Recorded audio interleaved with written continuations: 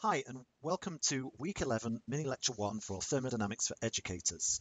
This week, we're going to be exploring the foundations of statistical mechanics.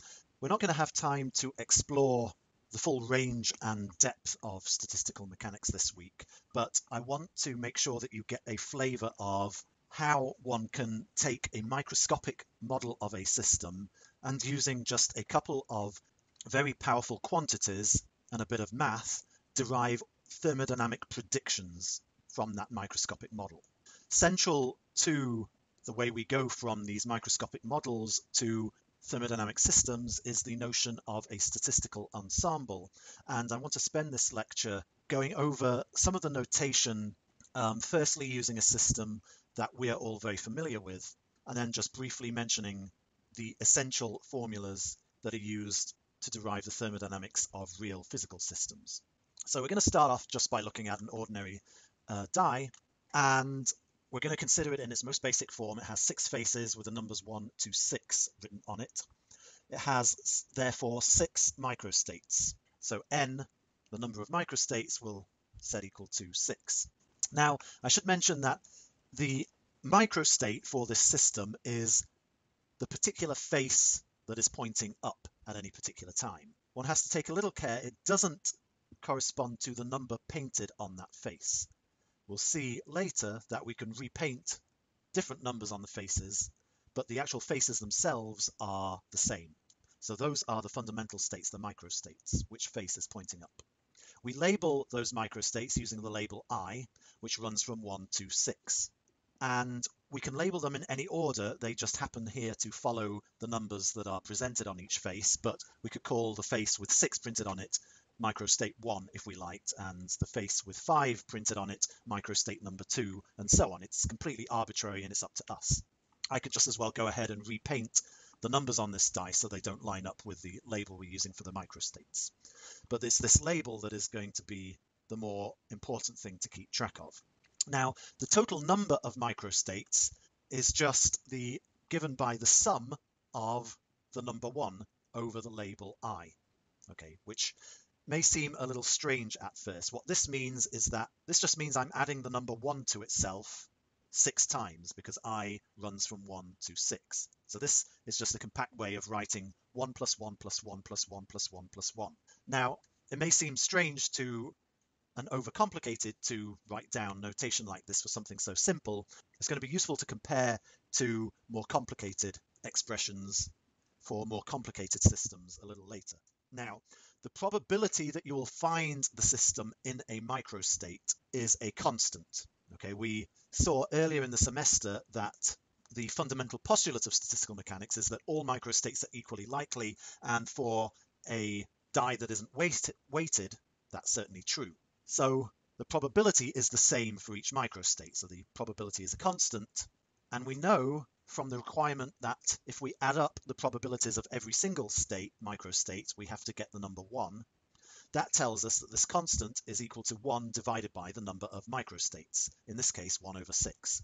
So in other words, P1 is a 6th, P2 is a 6th, P3 is a 6th, and so on. So again, we are taking time here to write down a notation that may not seem necessary for such a simple system, but it is really useful to get the notation straight with a system that we are familiar with before we take it to more complicated systems. Okay, what about the macrostates? Well, in this case, the macrostate is just the number showing on the face. Now, it happens that the macrostates in this particular system are exactly the same as the microstates. There are 6 macrostates because there are 6 possible numbers that could be showing on the die at any given time. So I'm labeling the macrostates with the label capital I, and because there are 6 macrostates, capital I runs from 1 to 6. The multiplicity, which is the number of microstates in each macrostate, is just 1 for every macrostate. Okay, there is exactly one microstate in each macrostate. And the number of microstates can also be given by the sum over the macrostates of the multiplicities of each macrostate. In this case, the multiplicity is just equal to 1 each time, so this sum is just, again, 1 plus 1 plus 1 plus 1 plus 1 plus 1. Now, the probability that you'll find yourself in any macro state is equal to the multiplicity of that macro state times the probability that you will find yourself in a particular micro state, which in this case is the multiplicity divided by n, or the multiplicity divided by the sum over all multiplicities. We used formulas like this earlier in the semester when we were calculating multiplicities in simple systems like the Einstein solid and so on. Again, no surprise, because macrostates and microstates in this example are identical to each other, that the probability of finding yourself in a macrostate is equal to a sixth each time. And again, the sum of all the probabilities of being in each macrostate has to be equal to 1. Now finally, there is an observable here, and the observable corresponds to the macrostate. The observable is the number showing on each face. So the observable associated with microstate 1 is the number 1. The observable associated with microstate 2 is the number 2, and so on. Again, this seems unnecessarily complicated for such a simple system, but we're going to tweak it in a minute to make it a little less simple. The observable is the thing that is interesting. That's the thing that we measure in our physics labs. That's the thing that we want our physical laws, our physical models to predict. We want to, for example, to calculate things like the average value of the observable that you would find if you rolled a particular die a large number of times. And this brings us to the definition of a statistical ensemble. So what we do when we want to figure out this thing here, the average value for the number that appears on the face of a die, is that we don't have to take a million dice and roll them all and add them up and calculate the average that way. We can do it theoretically, given the knowledge of all these probabilities and multiplicities. We just have to imagine rolling a million die. I've just got about 20 dice up here, but we can imagine rolling dice over and over and over again. Each of these dice are a specific example of the system. Now, in the case of a die, it isn't difficult to take a dice and repeatedly roll it over and over and over again. But in real physical systems, it is often very difficult to replicate a system in an identical form over and over again, which is the physical equivalent to rolling the dice over and over again. So we have to resort to this theoretical method where we imagine a large number of replicas of the system, just like this large number of replicas of the dice. And such a set of replicas that we imagine is called a statistical ensemble. The average value of an observable, in this case the number on these faces, we get just by adding up the product of all the possible numbers that you could get on each face multiplied by the probability that you will get that number. So here this sum would involve 6 terms. The number corresponding to microstate 1 times the probability that you'll find yourself in microstate 1, plus the number on the face corresponding to microstate 2 times the probability that you'll find yourself in microstate 2, and so on. Another way to write this is that it's equal to the sum of the numbers that you'll find in each macrostate times the probability of each macrostate, which is often an easier thing to calculate in real physical systems. And a third way is to simply rewrite the probability that you're in a macrostate as the multiplicity of that macrostate times the probability you're in that particular microstate. In all 3 cases, these sums come out to be the same thing: 1 times a 6 plus 2 times a 6 plus 3 times a 6 plus so on, and comes out to an average of 3.5. So the average roll of a dice is 3.5. Another useful quantity to calculate is the average of the square of the number on the face. And that you calculate just by replacing n face by n face squared in the expressions from before. And this corresponds to 1 times a 6 plus 4 times a 6 plus 9 times a 6 plus and so on, and is equal to 15.17 in the case of an ordinary die. Finally, another useful statistical quantity is the variance of a particular observable, which is just defined as the average value of the square of the number on the face minus the square of the average value of the number on the face. So that's 15.17 minus 3.35 squared, which is equal to 2.92. And finally, the standard deviation, sigma, corresponding to this observable, is the square root of the variance. And in this case, it's equal to 1.7. The standard deviation is useful because it tells you how close to the mean you expect to be roughly 67% of the time. This number 67% is exact if the probability distribution of the macro states ends up being Gaussian, which it certainly isn't in this case, but it's still usually roughly in the ballpark of 67% or 2/3, and it's certainly a good rule of thumb to remember this number. So in this case, it means that 67% of the time you'll be 1.7 away from the mean. So either within 1.7 below the mean, which is 1.8, or 1.7 above the mean, which is 5.2. Now, of course, on a dice, you can only roll integer numbers, so this means that this calculation tells us that roughly 2/3 of the time we're going to roll a 2, 3, 4, or 5, which is completely correct intuitively. So the math works out in this particular case. Now let's go to a slightly less trivial example, still using a single die as our system. So this time I'm going to take my single die and I'm going to repaint 2 of the sides. I'm going to repaint 2 with the face with 2 dots with 3 dots and the face with 5 dots with 4 dots. So now the possible results for the number of dots you see on each face are 1, 3, 3, 4, 4, 6. The microstates haven't changed. The microstates correspond to just which face is pointing up. The faces are still the same. There are still 6 faces on the dice. They're all equally likely. Okay, we're going to label them the same way. They all have a probability of a 1/6. The difference, however, is the number that you'll find on each face, which this time is 1 for microstate 1, 3 for microstate 2, 3 for microstate 3, and so on. The macrostates, there are only 4 macrostates now, not 6 like before. I'm going to label them 1, 2, 3, and 4.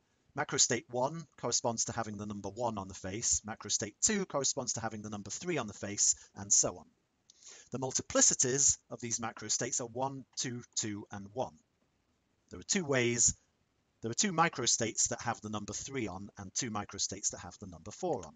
The probability of getting each macrostate is again just given by the multiplicity of the macrostate multiplied by the probability of the microstate. So in this case, in the case of macrostates 2 and 3, it's 2 times 1/6, which equals 1/3 for both macrostates 2 and macrostates 3.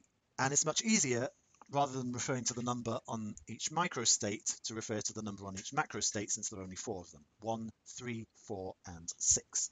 Okay, so again, let's calculate the averages. The average value of the number on each face. One way of calculating it that we saw before is it's the sum of the number on each microstate times the probability of each microstate. So this sum here looks like this: 1 times a 6th plus 3 times a 6th plus 3 times a 6th plus 4 times a 6th plus 4 times a 6th plus 6 times a 6th. And it is equal to 3.5, just like it was before, which isn't a particular surprise. Now, remember, there were 2 other ways I showed of writing this sum, so let's have a look at those. We could write it as the sum of over all the macrostates of the number that appears on each macrostate times the probability of each macrostate.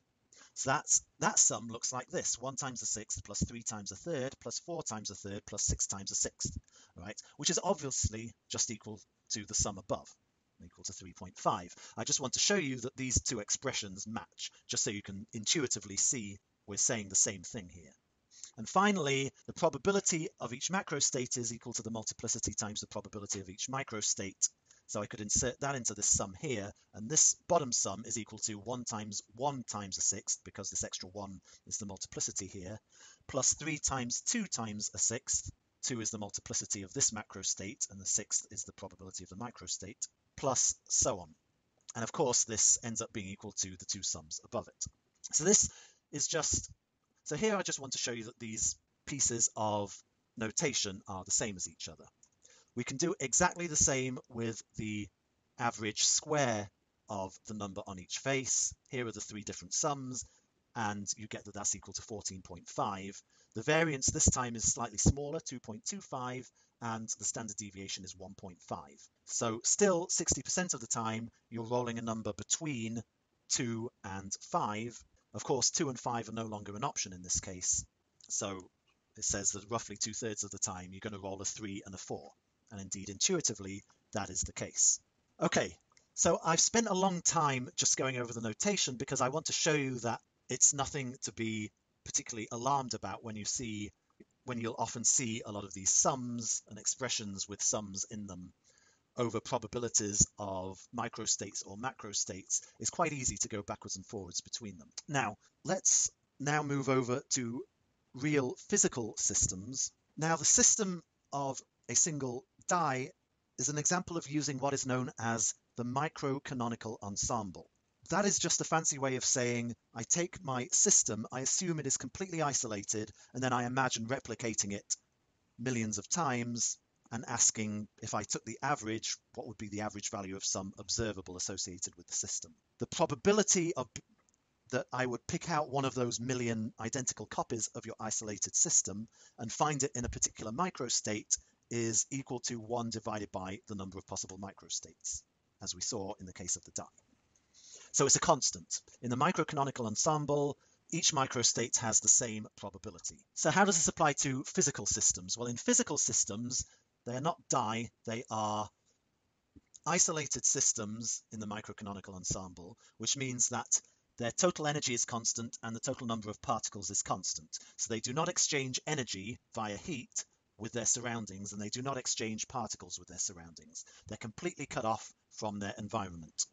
And in the microcanonical ensemble, we just imagine millions of identical copies of our system, all randomly prepared so that they'll be in some random microstate.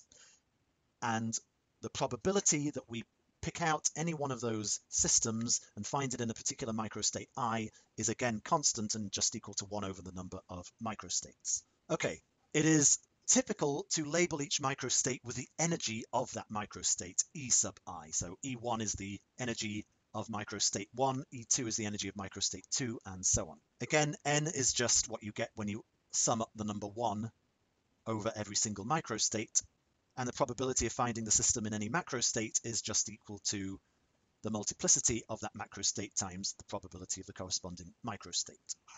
So we've used this before, and we've explored it in simple systems such as the Einstein solid and the paramagnet. So much of the work you'll be doing this week is to derive the basics of what is known as the canonical ensemble. So in the canonical ensemble, we treat our system not as isolated, but as closed. So if you recall your definitions from the very first week of class, a closed system can actually exchange heat, can exchange energy with its surroundings, which are taken to be a giant reservoir with a fixed temperature T. So the system has a well-defined fixed temperature T, and it is able to exchange energy with its surroundings, which are taken to be this reservoir. The number of particles is still constant, and you will derive this week what the textbook calls the most important formula in all of statistical mechanics, and I'm inclined to agree with the author on this point, and that is the Boltzmann probability distribution, or the Boltzmann factor. So you'll work through a tutorial that derives this, the book derives it as well. The probability of finding your system in a particular microstate with energy EI is now no longer a constant. It is proportional to e to the minus the energy divided by Boltzmann's constant times temperature. This is the Boltzmann factor. Again, the canonical ensemble is just our imagined set of identical replicas of the system in contact with its thermal reservoir. Z is the partition function, which is neck and neck with the Boltzmann factor for the most useful quantity in all of statistical mechanics and thermodynamics. And the partition function is the equivalent of the number of microstates in the microcanonical ensemble. But this time, instead of just adding up 1 over all the microstates, we add up the Boltzmann factors for each microstate. We sum over all of the Boltzmann factors. And the probability, again, of finding the system in a particular macrostate is just equal to the multiplicity of that macrostate times the probability of the microstate. In the case of the canonical ensemble and the grand canonical ensemble, which we'll see in a minute, this quantity here, the multiplicity, is often known as the degeneracy of a particular macrostate. Okay, finally, the grand canonical ensemble, which you'll only get a brief glimpse at this week, is the logical next step. We now consider our system to be open, which means it exchanges not only heat, but also particles with a thermal and particle reservoir. So the system is not just in thermal equilibrium with the reservoir, it is in diffusive equilibrium, which means it has a well-defined temperature and chemical potential. In that case, the probability of finding the system in a microstate with a particular energy and particle number is proportional to this factor here, which is called the Gibbs factor, and is just a natural extension of the Boltzmann factor to include this term mu n, minus mu n. The partition function, sometimes known as the grand partition function, is the sum over all the Gibbs factors, the macroscopic. The probability of being in a macrostate is given in exactly the same way. So which of these ensembles you use depends on what you're trying to calculate, what the problem is that you are looking at. The canonical ensemble, however, is probably the most commonly used and most useful of all three of these ensembles. So I've listed here generalizations of the average, the formulas for the averages that we saw earlier when we were considering dice rolling. I want to mention here that you'll often see averages referred to as expectation values. This is just another technical name. It means exactly the same thing as average. In physical systems, we often want to know the average value of the energy of a system, which is given by the sum over all of the microstates of the energy of each microstate multiplied by the probability of each microstate, which in the canonical ensemble is given by this formula here. I want to note, however, that the energy is not the only thing you might be interested in calculating the average of. Any observable O, where O can mean energy, it could mean magnetic moment, it could mean any number of things, is just given by sticking whatever that observable is inside of this sum and evaluating it. The variance and standard deviation are given in exactly the same way as we saw them before. And finally, many systems don't have discrete energy levels, but have continuous values of energy. For example, the energy of particles in a gas is continuous. The kinetic energy can take on any number in a wide range of possible numbers. So if energy is continuous, all you do is replace the sums with integrals over the energy or over whatever observable it is that you are trying to calculate the average of. As I said, you're not going to get too in depth with exploring these relations, but you should at least see how in principle we do these calculations. So to finish off this lecture, I want to mention that we have all the pieces in place to derive all of the thermodynamics of any system given a microscopic model of its energy levels. If we come up with some physical model at the micro level for a particular system, and that physical model predicts it should have this many possible energies, and these are those possible energies, and these are the number of microstates or the degeneracy of each energy level, then we can take that model, we can calculate all of the Boltzmann factors, and we can calculate the partition function. And if you have the partition function, you know everything about the system. Let me first define this quantity beta, which is just 1 over kt. It's useful to have some letter stand in for 1 over kt because this factor, 1 over kt, turns up over and over and over again in statistical mechanics. You'll see in the book that the Helmholtz free energy of your system is just minus kt times the logarithm of the partition function. So if you take your microscopic model, you calculate all the Boltzmann factors corresponding to each energy level, you add them all up, that gives you the partition function, you take the logarithm, you immediately have the Helmholtz free energy. The average energy of the system is just the derivative of the logarithm of the partition function with respect to this parameter beta.